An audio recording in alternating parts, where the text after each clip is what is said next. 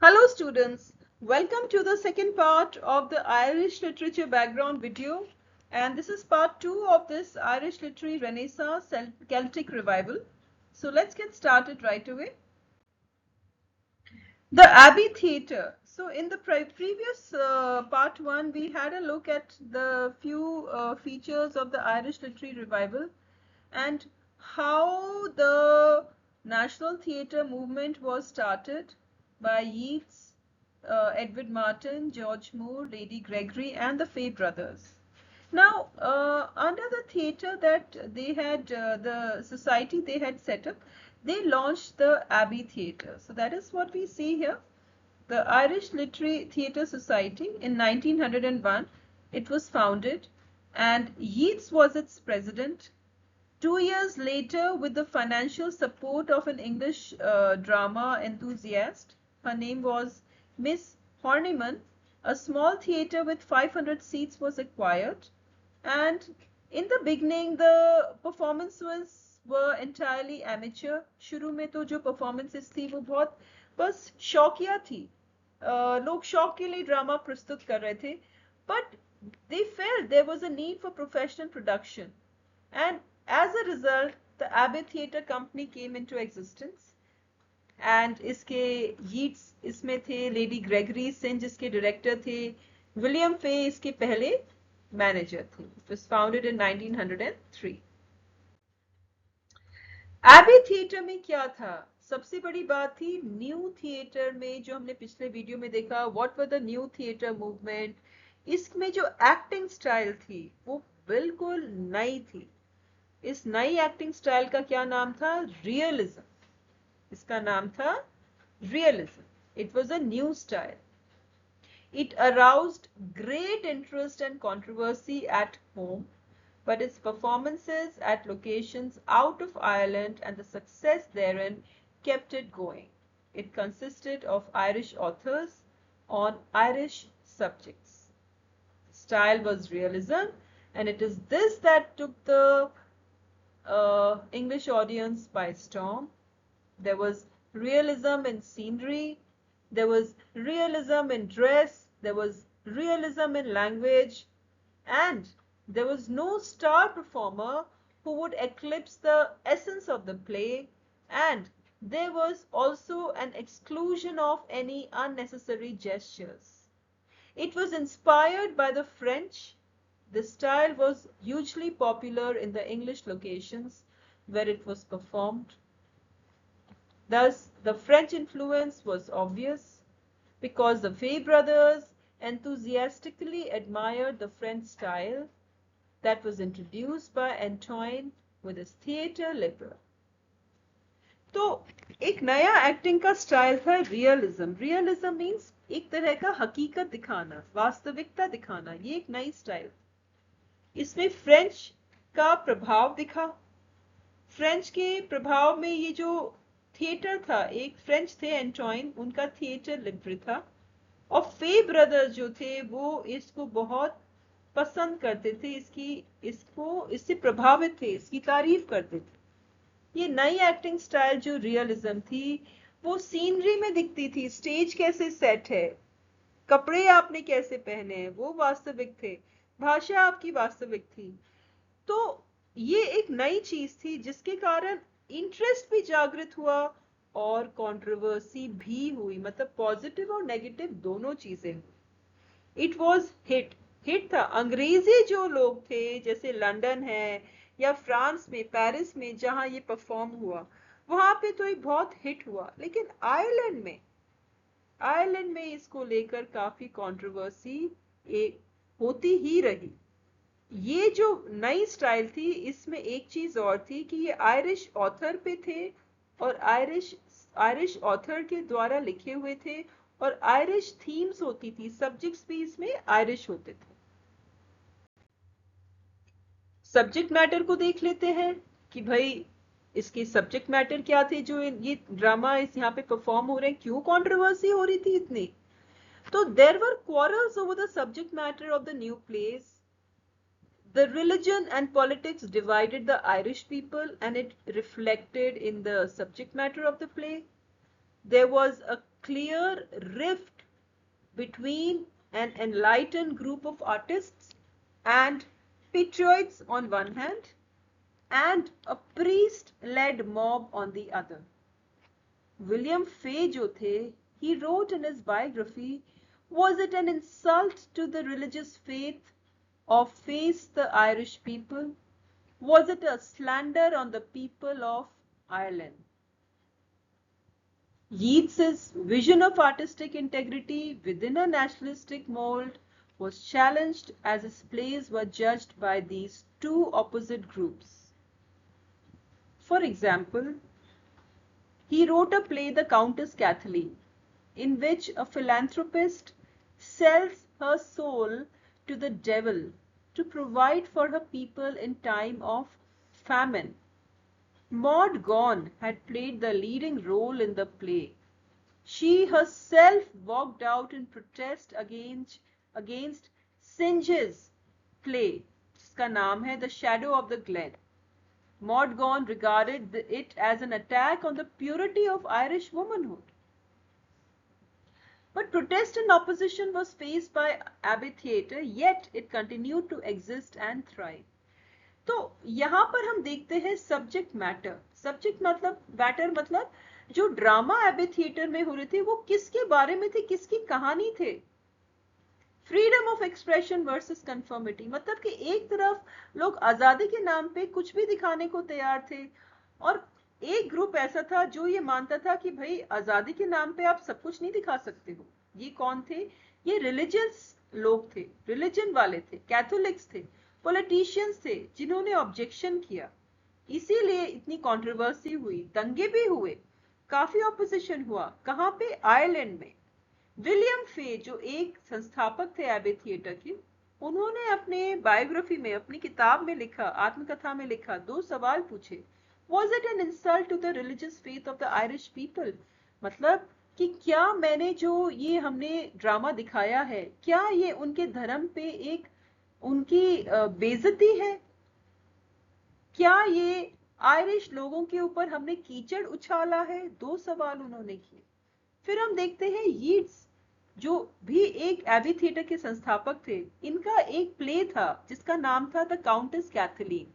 इसमें इन्होंने दिखाया कैसे एक समाज सुधारक महिला अपनी आत्मा बेच देती है शैतान को, ताकि जो पैसे वो उससे मिलते हैं उससे वो गरीब लोगों का पेट भर सके, जो भूखमरी से मर रहे हैं, जो आयरलैंड में ग्रेट हंगर हुआ था, पोटैटो फैमिन हुआ था 1850 के अराउंड। तो उस वक्त कितने लोग भूख से मरे, काफी लोग आयरलैंड को छोड़कर दूसरे देश में भी सेटल हो गए और कई लोग थे, काफी तादाद में लोगों की डेथ हुई थी। तो ऐसे में जब ये कैरेक्टर जो यीट्स ने दिखाया कि वो अपनी आत्मा बेच देती है लोगों का पेट भरने के लिए, तो इस बात से कुछ धार्मिक लोगों को काफी तकलीफ हुई और उन्होंने काफी इसको अपोज किया। लेकिन कहते हैं प्रोटेस्ट और ऑपोजिशन के बावजूद एबी थिएटर बंद नहीं हुआ और आगे बढ़ता रहा, स्पेशली क्योंकि लंदन और पेरिस जैसे लोकेशंस पे जहां पर भी इन्होंने परफॉर्म किया, इन्हें सराहा गया। अब हम देखते हैं पैट्रिक पियर्स फेवर्ड सिंज। इसका मतलब पैट्रिक पियर्स जो हैं वो एक तरह के क्रांतिकारी थे जिन्हें बाद में उनको एग्जीक्यूट कर दिया गया था। Patrick Pearse he was later executed for his leadership of the 1916 rebellion. He was in favor of Synge. The mob violence or the newspaper-led boycotts were real threats that may have closed the Abbey Theatre. For the first week of the Playboy of the Western world, a small army of policemen had to be on hand for the performance. Yet, no audience was able to hear through. Then there were riots that greeted O'Casey's plays after the First World War, and the wheel turned, and a generation later, two young men forced their way on the stage in order to protest against the disrespectful manner in which one of O'Casey's masterpieces had been presented in the theatre.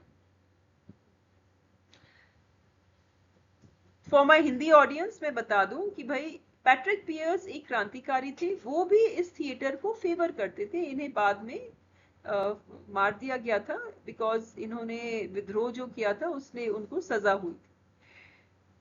वो भी इसको support करते थे। अब AB theatre का subject matter इतना controversial था कि एक असली खतरा था कि भाई ये थिएटर बंद हो सकता था। पहला खतरा था मॉब लेड वायलेंस, भीड़ की जो भीड़ का जो आतंक होता है उसके कारण। दूसरा न्यूज़पेपर लेड बॉयकॉट, अखबारों ने उसको बॉयकॉट करना शुरू कर दिया था क्योंकि उनको सब्जेक्ट मैटर पसंद नहीं आया। सिंज का जो प्ले था, the play boy of the western world, इसको तो बहुत ज्यादा कंट्रोवर्शियल माना जाता है। पुलिस भी लगाई गई कि भाई प्ले चल पाए, लेकिन कोई घटना नहीं हुई। लेकिन लोगों ने इतना शोर किया कि प्ले को सुन नहीं पाया कोई। ओ केसी जो है उनके प्लेस को भी काफी अपोज किया गया और काफी सालों तक कोई ना कोई कंट्रोवर्सी रही हमेशा। इस एबी थिएटर में कैसे कैसे प्लेस थे, इसमें लिखने वाले जो थे वो थे यीट्स थे, लेडी ग्रेगरी थी, सिंज खुद खुद थे, शॉन ओ केसी थे। अब इसमें हम देखते हैं कि जो प्लेस इन लोगों ने लिखे, they reflected the contrasting ideals of the theatre's founders. For example, Yeats wrote patriotic plays, they were allegorical. On Irish legends, morality plays in verse, he wrote. But these Yeats के जो play थे, they were more satisfying to read than to see. Then there was Lady Gregory. She had never written a line before middle age, and now she wrote a number of peasant comedies. इनमें से एक नामी short play है the rising of the moon, जो माना जाता है यहाँ पे परफॉर्म हुआ। तो यीट्स के जो प्ले थे वो देखने से ज्यादा पढ़ने में ज्यादा आनंद आता था। देशभक्ति की भावना पर थे, आयरिश लेजेंड्स पे थे, मोरालिटी पे थे और पोएटिक फॉर्म में थे। तो जो फाउंडर्स थे एबी थिएटर के, उनके जो अलग अलग आदर्श थे वो उनकी राइटिंग में नजर आने लगे। एबी थिएटर में जो प्ले थे उसमें ज्यादातर तो प्रॉब्लम प्लेस थे, जो हमने पिछली वीडियो में भी डिस्कस किया। इब्सन जो थे, हेनरिक इब्सन, उनका प्रभाव हमें नजर आता है प्रॉब्लम प्लेस से। समस्या को दिखाना, उसका समाधान दिखाना, वो प्रॉब्लम प्लेस थे। अच्छा, आयरिश प्रॉब्लम्स क्या थी? वो थी पहली हंगर फॉर लैंड, जमीन की भूख, frustrated ambitions of provincial life, rigours of peasant life, एक किसान की जीवन कितना कठिन होता है, रोल ऑफ द प्रीस्ट, एक प्रीस्ट का क्या जिम्मेदारी होती है, एमिग्रेशन, अपने देश को छोड़ के जाना, लेट मैरिजेस, आयरिश आदमी बहुत लेट शादी कर रहे थे। तो ये सब कुछ प्रॉब्लम्स हैं, और भी प्रॉब्लम्स थी लेकिन मैंने यहाँ पे कुछ प्रॉब्लम्स ली है। डोमिनेंट ड्रामेटिस्ट, सबसे ज्यादा प्रभाव किस ड्रामा लेखक का था? वो था सिंच और दूसरे थे ओ केसी। एबी थिएटर में राइटर्स अगेन वही है, राइटर्स थे सिंच एंड केसी। ये शॉन ओ केसी का पिक्चर है और ये है और कौन थे? Yeats and Synge. दोनों ने एक दूसरे पे प्रभाव किया और एबी थिएटर पे भी। सिंच जो थे, he was a product of Abbey Theatre कह सकते हैं। He was living in Paris. What was he doing there? He was supplementing a small private income by giving English lessons and translating French poets into Anglo-Irish dialects. When he met Yeats, Yeats advised him to return to his own country, learn Irish, and write plays for the new theatre.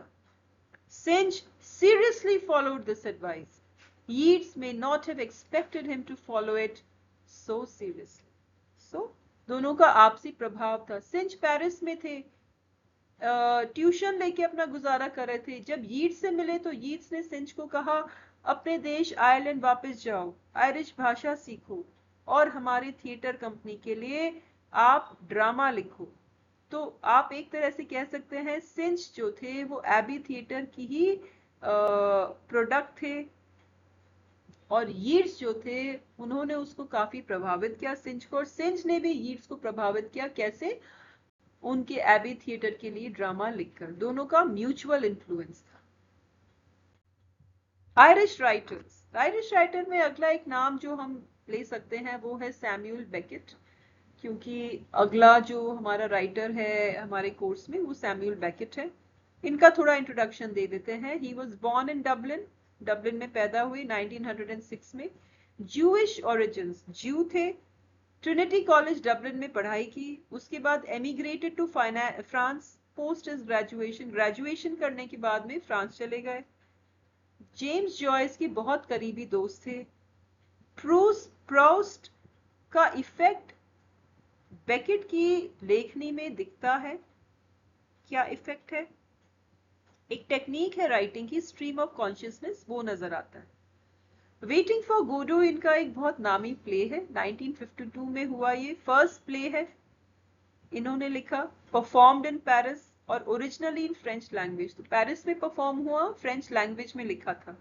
It is a critical masterpiece, एक masterpiece माना जाता है। It is comic, tragic, dark comedy की भी कह सकते हैं, और ये एक तरह का सेतु है। It is a bridge between Irish and the world.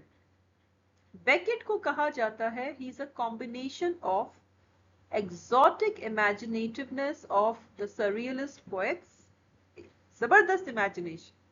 दूसरा है इनर कंपल्सिवनेस, अंदर एक जो उधेड़ बुन है व्यक्ति के अंदर, वो भी था इनके ऊपर अंदर।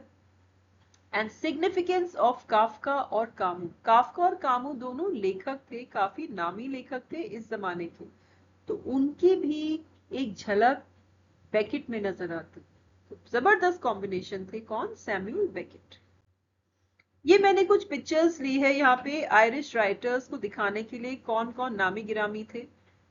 मैं देखती हूँ, एक विलियम कॉनग्रीव है, ये जॉनथन स्विफ्ट है 1667 to 1745। ये ऑलिवर गोल्डस्मिथ है 1730 to 1774। ये एडमंड बर्क है 1729 to 1907। ये Richard Brinsley Sheridan, Laurence Sterne, Maria Edgeworth, इन्हें कहा जाता है ये पहली लेखिका है रियलिस्ट नॉवेल्स की, और बच्चों की भी लिटरेचर की काफी जानी मानी लेखिका है। ऑस्कर वाइल्ड, यूजीन ओनील, ये हैं कुछ लेखक। अगली स्लाइड में भी कुछ लेखक ही हैं। ये है W.B. यीट्स जो हमारे कोर्स में है। G.B. Shaw, James Joyce, Bram Stoker, ये वही व्यक्ति है जिन्होंने ड्रैकुला का किरदार बनाया है, इन्होंने ही लिखा है उसके बारे में। ये है ब्रैम स्टोकर। ये है जॉन मिलिंगटन सिंच, एबी थिएटर के लिए जिन्होंने ड्रामा लिखे। शॉन ओ केसी, इन्होंने भी काफी ड्रामा लिखे। ये है सैमुअल बेकेट, और ये है आयरिस मर्डॉक, काफी लेटेस्ट 20th सेंचुरी की ही है। 1999 में इनकी मृत्यु हुई। With that, we come to the end of our video on Irish literary revival, Renaissance, the Celtic revival. I hope it was useful. It was all a brief introduction, because for any exam that you're attempting, whether it is graduation, post-graduation, competition level, UGC NET, or you're doing a PhD, I'm sure this video will give you a brief idea about the concept of Irish literary revival or Renaissance. And in case you have a question or you want a video on a similar subject, a connected subject, you can post it in the comments and I'll try my best to help you there. And I'll end on the note, happy learning, as I always do. So happy learning, children, till I meet you next.